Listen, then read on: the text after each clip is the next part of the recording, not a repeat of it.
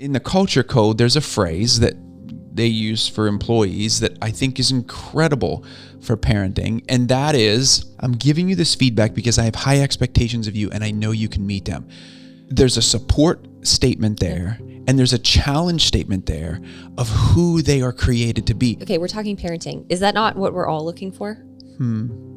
Support and challenge. Like, this is how God parents us.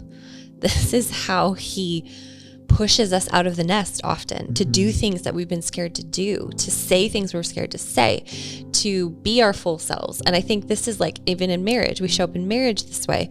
Like, if there is a lack of emotional safety, that is lack of support, right? So we're coming in afraid that our words are going to cause disconnection, that they are going to cause embarrassment or shame, which is loss of dignity. What God is really doing is he's like, I have you. Like, I know you're made for more than this. I am with you. And I'm actually calling you higher. I won't lose hope in the night when the fire's glowing dim. I'll just let go and I'll try. Help me walk this road and find my way back home.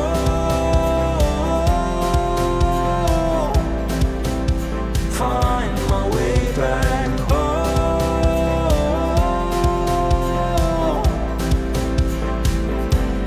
Find my way home. Christy, how did we sleep last night? We did not sleep great. Micah was up like 3 times, which is not normal, guys. He's 5. Well, and I think This should not be happening anymore. He hasn't done it in a long time. It's very not normal. But the other, I forget he what had a it's bad like. dream last week. Last night was he drank too much water before bed and tried to pee in the middle of the night and peed on his PJs as he was going to the bathroom. So he needed, We he can needed all to be relate. changed. You know, we can all relate. Yeah. So he was awake at 4:54 this morning. And so I just woke up after that and was like, I put him back to bed. And then I was like, He's a champion. Talk about doing hard things. I You're a had champion. 2 hours of goodness this morning before anyone was out of bed. So I mean, that's amazing. It was good. And then loved you went to Bible study. went to Bible study, which was fantastic. I'm so proud. Men, just incredible. And then He's got the best one. And you got a workout. I did a workout. I did the hardest workout I have done in a really long time. Guys, I'm really if proud you're of you. familiar with some of my journey, You chronic pain has been a thing for me for a whole lot of years. And so And you did it. And you homeschooled the kids. did it. And you did a workout. And now here did you that, sit. And here I sit. You know what I'm doing after this? Well, you know what I'm doing after this, but I'm going to share what I'm doing after this. I have a personal session for me after this. A personal session. Like, I do sessions for people, And and then you need to do your own sessions. There you and go. if you're in the field of counseling, coaching, any type of work with people, you need to be doing your own work. we need to be doing our That's own a work. PSA. Just a public service announcement. Do your own work. Do your own work.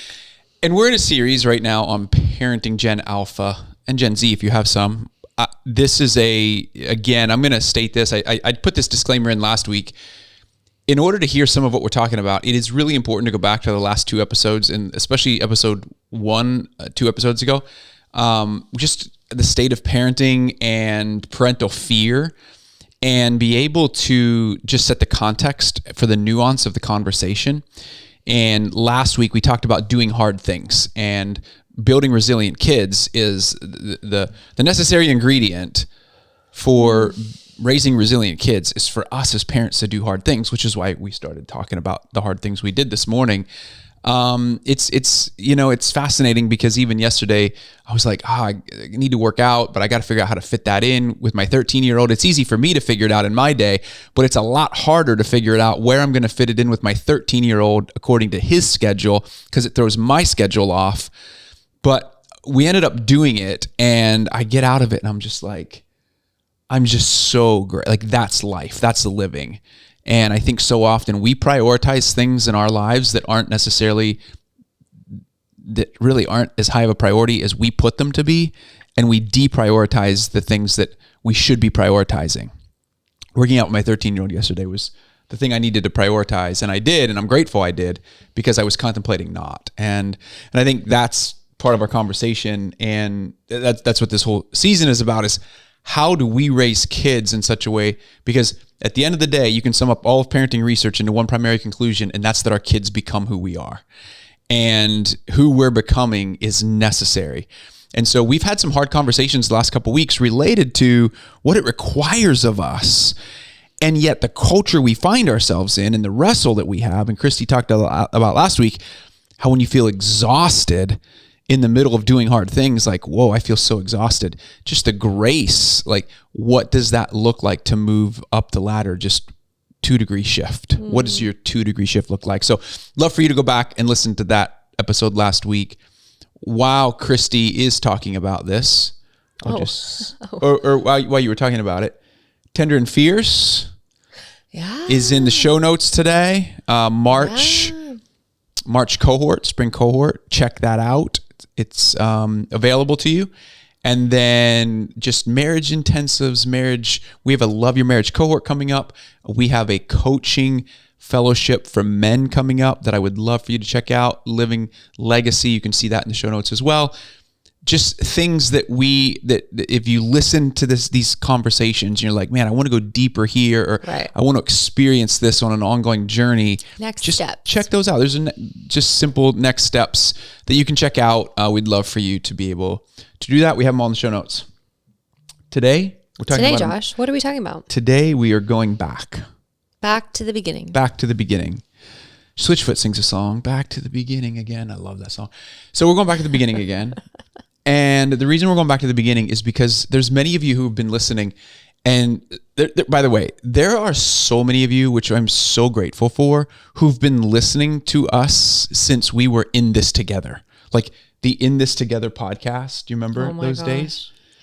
And we're just so grateful for you. And I forget grateful that. For the journey. Yeah. And I think it's really important as we go back. There's also been there's many of you who are newer listeners as well. And I think we were talking about this series and looking at the societal or cultural shifts, the familial shifts and the culture and family wise, and then even individually, how we're all being influenced, how we all live in this matrix.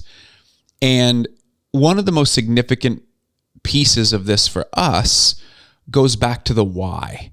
And we kind of fell into this accidentally because we were in the early years of parenting that were really, really difficult. And we don't need to get into those things today. You can check out our book, Famous at Home. You can check out Famous at Home really describes it in detail, because I was writing Safe House at the time when we were in it, and we were in it.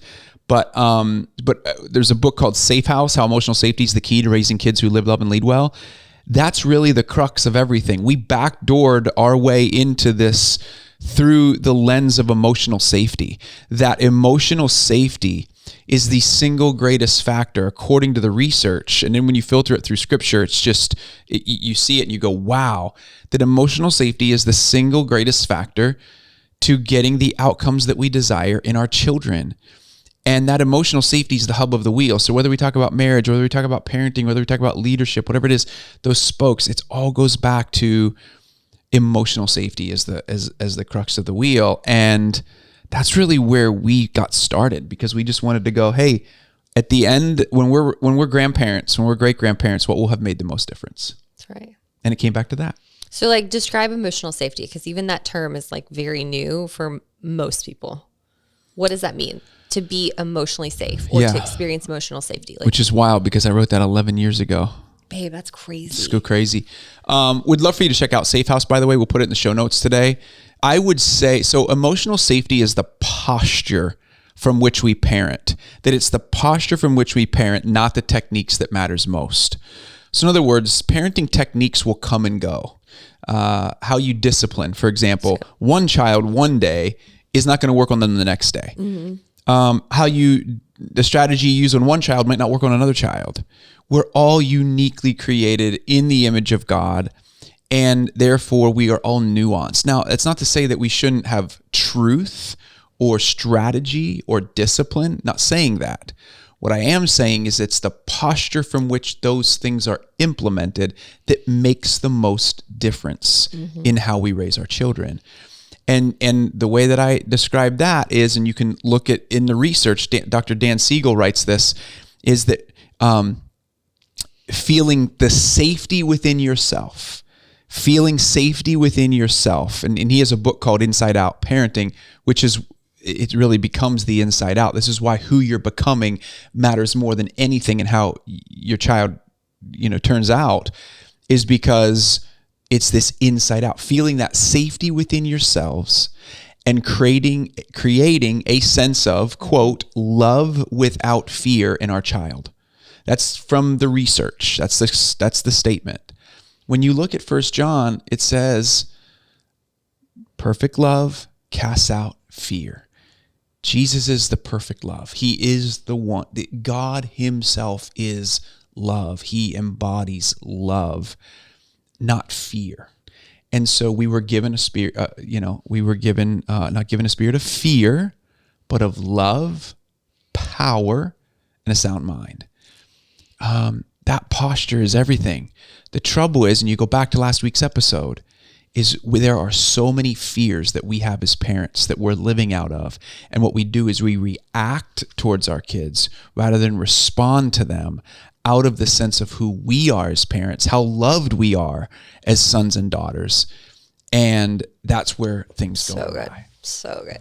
I'm thinking through my lens, and I'm like, emotional safety really is the presence of belonging, connection, and dignity, regardless of the conversation, regardless if this is a disagreement, regardless if this is deep connection, or even weak connection. But if it's present with those things, belonging, connection, dignity, there is a sense of safety. Like I belong here. I feel connected here. I have dignity here. Whereas, and flip it. What feels emotionally unsafe? Okay, I have to hide parts of myself. I have to protect parts of myself. I can't share that here. That will be met with anger or rage or judgment or criticism or belittling.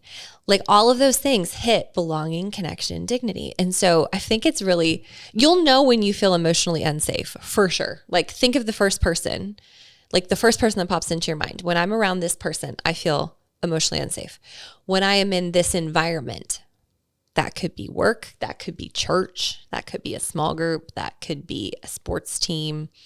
But when I'm in this environment, maybe it's a home environment, I feel emotionally unsafe. So I can't bring who I am, the fullness of me, which is not always polished. It's not always put together. It doesn't always look great.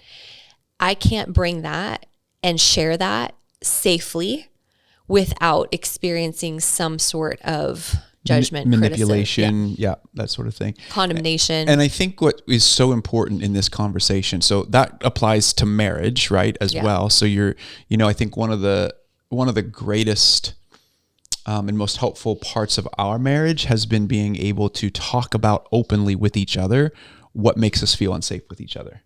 And that is, I think that is, when your heart is truly for the other person, you're able to take that without defensiveness. Mm-hmm.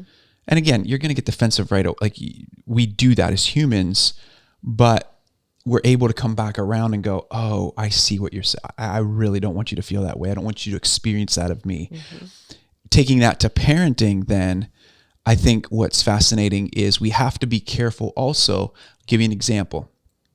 So yesterday, let me give you the example, and then I want to tee this up because there's a great book. It's actually a business book. It's called The Culture Code, but it's really all about setting the culture of your business. And it's really, there's fascinating principles out of there you can include for parenting in the environment of your home. But what's fascinating about it is yesterday morning, our little guy, and what's funny is that we've had this now conversation, I think in the last 2 episodes. So, he wasn't at school for like a week. And then all of a sudden now yesterday it was time for school again. And he was throwing a fit, getting ready to go to school. And for him, he could come to us and go, I don't feel safe going to school. We know as his parents that his school is safe. We know that he thrives there when he's there. We know that his teachers are very aware of what's it's just safe for him. So we finally, 25 minutes into the morning of battling and showing up and in me self-talking so that I'm not losing my cool, because what happens is if your kids are up here, their limbic system's up here, if we meet them in that, all we're doing is becoming a 5-year-old ourselves, and it ratchets everybody up. So we have to be the bigger, stronger, wiser, and kind humans to make sure that there's something else going on behind this temper tantrum. Well, what is it? 25 minutes in, he says, "Daddy, I'm nervous." Ah, you're nervous. Okay, so that's what's going on. And so what we want to be able to do is be able to balance support and challenge over time.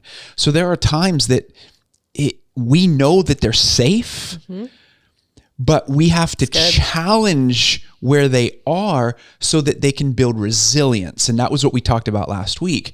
How do we build resilience in our kids? We have to balance the support and challenge. And by the way, each child is going to be different in how much you challenge, because you don't want to challenge more than what they feel supported, or they'll crumble under the weight of that. And so in the culture code, there's a phrase that they use for employees that I think is incredible for parenting. And that is, I'm giving you this feedback because I have high expectations of you and I know you can meet them. I'm giving you this feedback because I have high expectations of you and I know you can meet them.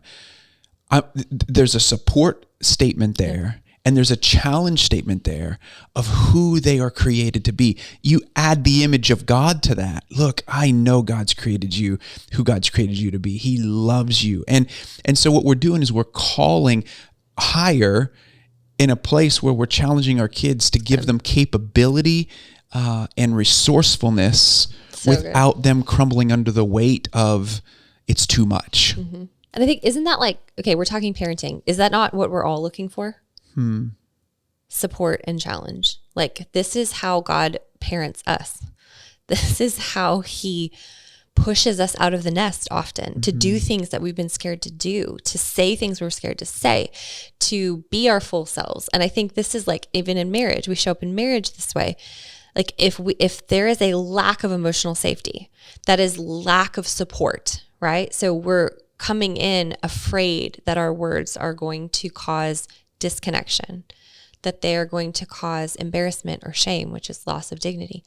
Where what God is really doing is he's like, I have you. Like, I know you're made for more than this. I am with you. And I'm actually calling you higher. Like, I'm asking you to come higher. And I think even through this lens of emotional safety, it's that way for all of us, because it's going to feel vulnerable at first. We are so used to living in self-protection that we've learned to shut off those things that are true of us, that are very tender, that are very vulnerable, that are very real. And so we've stopped sharing those things. And for some, like for decades. Like, so we've so disconnected from who we really are because we've played a role for so long, because being our true selves was not safe. So this is not just, yes, we're looking through the lens of parenting right now, but just to like extrapolate, like 30,000 foot view, how this affects everything. And as you grow in emotional safety, that like with your own self even, because so many of our own felt experiences we shame ourselves for, right? We're embarrassed of. Like, I feel like a child. I was just, meeting with a woman yesterday, and it's like, I just hate this because I feel this longing and it feels like a little girl and I'm so embarrassed of it. Like I'm ashamed of it. And what I think the lie is there is not just that the longing is shameful. It's that you're the only one with the longing. Yeah. You're the only one that feels like a little girl. PSA, we all feel, every human that walks this earth is still carrying around these little boy parts, these little girl parts. And I say parts because they're often little, like, think of it like subsections of yourself that have gotten stuck back somewhere in time where they missed something. They didn't get a message. They didn't get love. They didn't get emotional safety when they needed it. So they're still stunted back there, and there's nothing wrong with them. They're still crying out for love and attention and understanding and dignity and respect and belonging. And when they don't get those things, they cry out, and that's why we act crazy. And it's the things about ourselves, just, yes, we're embarrassed of, we're ashamed of. It's like, gosh, why does that feel so vulnerable? Why does that feel so little boy, so little girl? Because it is. And it's not a do-over. It's not like we get to like, okay, let's have a do-over with our own kids. But how about we get to reparent these little boy parts and these little girl parts of us as we do a better job of parenting our own children. So because we see them now through the lens that we can actually feel it in ourselves, which can make it really hard. Because often the things in our kids that we hate the most, that annoy us the most, it's because they scare us the most. And it's because we feel them so big on the inside. Like it so ties to our story and our felt experience that it's terrifying. So it's like we just want to bulldoze it or, push them through. Like we want to just diminish that or avoid it completely. Maybe we rescue them out of those situations. Like, I never want you to feel this way. And it's because of our own stuff. And that's not bad. Like, let's not be ashamed of that either. That makes sense. But I think if it changes the lens through which we see our kids and their struggles because we recognize we carry them too. Yeah, it's so good. And I think as Christy's pointing out, I was going to say this earlier, I talked about support and challenge in the book Safe House. And again, I'm going to put this in the show notes for you guys. I write about how there are 4 walls to parenting. You think about 4 walls of a home, 4 walls we really want to maintain balance of over time. And, the walls that I was speaking of, I was speaking to support challenge. I'll get to that in a second. But I want to address what Christy just said in that 2 of those walls are grace and truth. But we have to lead in grace and then follow in truth. So in other words, the example of Jesus with the woman at the well or the woman caught in adultery, he never led in truth. He always led with grace. He always entered into their world. Even with Zacchaeus, who was a tax collector, who was seen as an outcast, he calls him by his real name. And I think that what's fascinating about that is he's calling us to him. He's calling who we really are in his image to him, that we are worthy, that we are, and there's going to be theological debate over this of, we're so unworthy. We're so unworthy. We are, because of what Jesus did on the cross, we are worthy. We have become a new creation. We are the righteousness of God in him. And so I just think that leading in grace is the example Jesus set for how we enter into our child's world, how we enter into our spouse's world whenever they're in emotional overwhelm, whenever they're struggling, whenever they're criticizing us, whatever that is that's coming out of them, leading in grace and following in truth. As my friend John Townsend writes, truth without grace will always be received as condemnation. And so, yes, there is truth to follow up with, but those walls need to be balanced over time, and we must always build that wall of grace first. And that starts with ourselves. As to Christy's point, we have to give ourselves grace, because if we are shaming that inner little boy and little girl, and we come to believe the lie of the enemy that we're the only ones going through that, we will therefore live out of our own parental fears and react rather than respond to our kids. And I think that point is so well taken and necessary. So even as we have these conversations, to be thinking about, what is my one takeaway? Maybe that's your greatest takeaway today. My most useful takeaway is, I got to be kind to myself. That's really where it starts as I reparent that little boy, that little girl within me. I'll just drop this as a nugget. I was talking about support challenge earlier. Really, that is the walls of exploration and protection that I described in Safe House. That those walls, our kids need to explore the world around them. They also need to be protected. And that's really that support challenge that I was referring to, that those would be the 4 walls. So would encourage you to check that out for more in-depth understanding of what that looks like. Well, and I think it's like for all of us, like we're all desiring that exploration into the world and protection. But you think of us as adults, we have so hard leaned on the side of protection that we've actually, most of us, I shouldn't say, that's not true for all. No, I would argue that we have allowed our kids to explore too far virtually. Oh, for sure. I'm talking about us as adults, though. Oh, I see. I'm saying like how we have like even our own homes have become so lopsided in our own lives. Like we have so self-protected. That's right. Instead of exploring. Yeah. Because we don't feel safe enough to explore. That's right. That's right. That's right. So we stick in the same jobs. We stick in the same life. We stick to the same people. It's like hunker down, like circle the At least least we're not imploding. And if I try to change something, it's like at least one thing is standing tall. At least we're still standing. That's but it. if I try to change it, I don't want to mess with it because it could all implode. That's right. Yeah, that's kind of the underlying lie. Yeah, that would be there. That's why we're saying a 2-degree shift, right? Yeah. Like whatever that looks like for you and how you're raising your kids, that 2-degree shift is so important. And we'll come back out. We'll talk about these cultural, familial, individual factors. We'll keep talking about them as we raise Gen Alpha. But I just want to go back and just kind of set the stage for this. We talked about this contextually in that first episode on parental fears, like where are the parental fears coming from, and then leading into pressing into those fears to do hard things, to make hard decisions, because it's out of that we build resilient kids.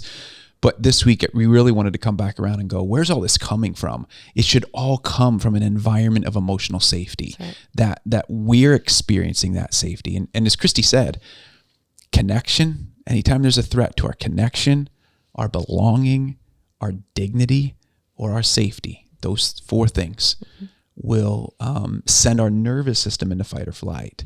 And when we're living there, we're living in drive, as Christi describes it, we react to the things going on around us. We react to the way our kids are behaving. We react to the way our spouse is speaking to us rather than responding and living truly, as Dan Siegel calls it, feeling that safety within ourselves. Isn't that what we all want? Mm-hmm. Gosh. And it's like I think it needs to be like a group effort to get back there. You need to know you're not alone. Yes. Like that sweet woman I was talking to. We need to have a community around us, which is why I love this podcast. I love Famous at Home because that's what it becomes, is like you're not the only one on that journey. You don't feel weird. Right. It's like, oh, it's all of us. It's literally the human part of us. That's right. And that's what we want. I was even praying into what topics as it relates to what are the most important factors for raising Gen Alpha. And I'm writing on this right now, but I was even praying into that. And at the end of the day, the word community comes back to me over and over and over again, that we are who we spend time with, that we raise our kids around, we make the choices that those around us are making. That's why this Bible study on Tuesday mornings for me is really critical, because, I'm around a group of men where we're raising our kids the same. We're thinking, we're challenging each other. We believe in the same Jesus. And it's like we're trying to filter everything we do through the lens of what is Jesus calling us. It's a move toward God, that every decision that we make is a move toward God. So as you make decisions, is it moving you toward God, or is it moving you further away from God? And even as it relates to how we treat each other.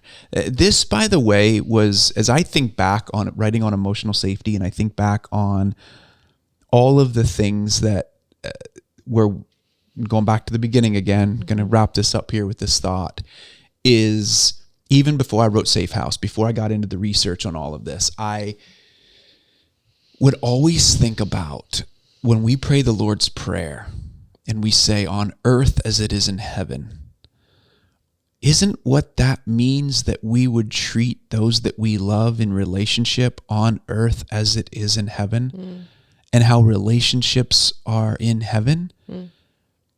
That's our prayer. Well, then why do we treat people the way that we do on earth? If our prayer, and we mean it in our prayer to go, your kingdom come in my house on earth as it is in heaven. Your kingdom come on this earth. That means in my house with my wife, the way I talk to my kids, on earth as it is in heaven. And again, we're not going to do this perfectly, because it's Jesus' perfect love that helps us do that. And we're going to mess up, and there's ways to fix it when you mess up. That's what forgiveness is all about. And those are, by the way, research-based buffers for when we get it wrong with our kids. So that's the guilt-free piece of this. And I'd encourage you to get Safe House and listen to that, or read that or listen to it. But at the end of the day, are we treating those that we love on earth as it is in heaven? And I think that's the crux of emotional safety, because he is that God for us. As a father has compassion on his children, so the Father has compassion on us. He's slow to anger, abounding in steadfast love, doesn't treat us as our sins deserve. There is no shame in him. There's no condemnation. As far as the east is from the west, so he removes our transgressions from us. So we're going to just let you sit in that as we close today. So good. So check out the show notes for all the things. And if you have any questions or topics that you want us to cover as it relates to these topics in this series, check out the questions there in the show notes. You can go to the website, just submit a question. We'd love to address those. And until next week, keep in mind that the greatest red carpet you will walk is through your front door. Keep being famous at home. We love you. All the